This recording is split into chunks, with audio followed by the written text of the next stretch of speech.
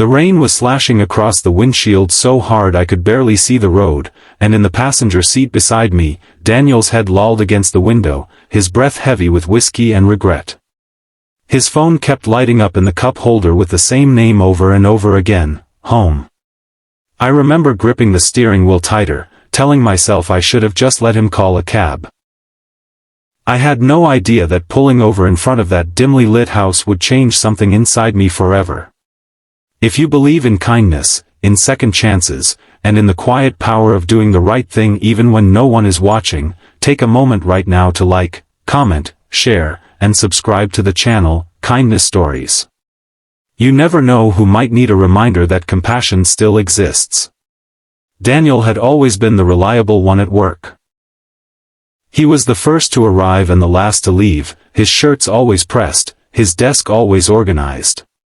He had a way of making clients feel heard, and he never complained, even when the rest of us grumbled about deadlines and impossible targets.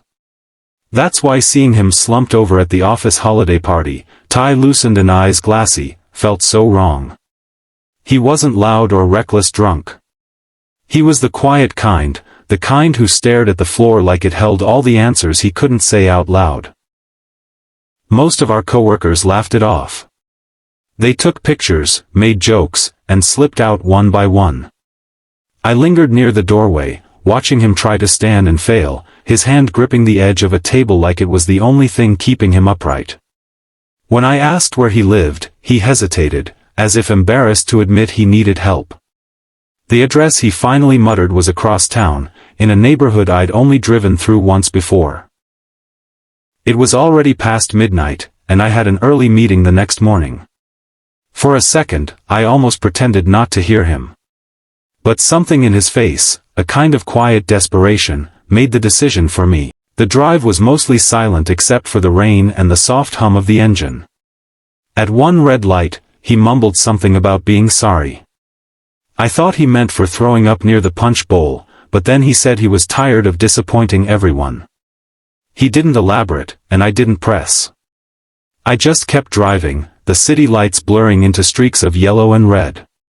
When we pulled up to his house, I was surprised by how modest it was. The paint was slightly faded, and the porch light flickered like it had been meaning to give up for years.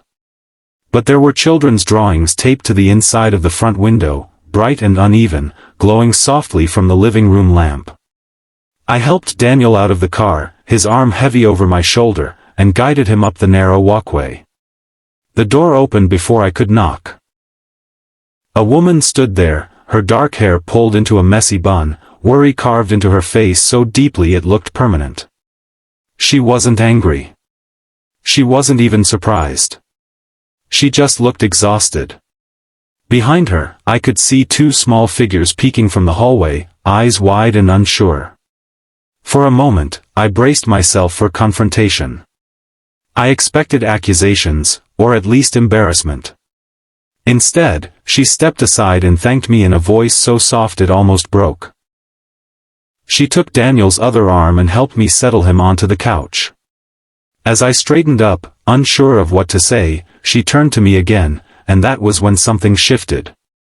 Her eyes filled with tears, but she smiled.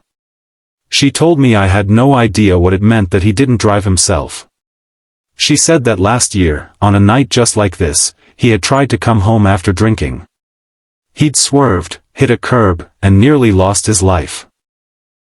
They had spent months paying off the damage, and even longer rebuilding trust. She said he had promised their children he would never scare them like that again. Tonight, when he didn't answer his phone, she had feared the worst. I stood there, rainwater dripping from my jacket onto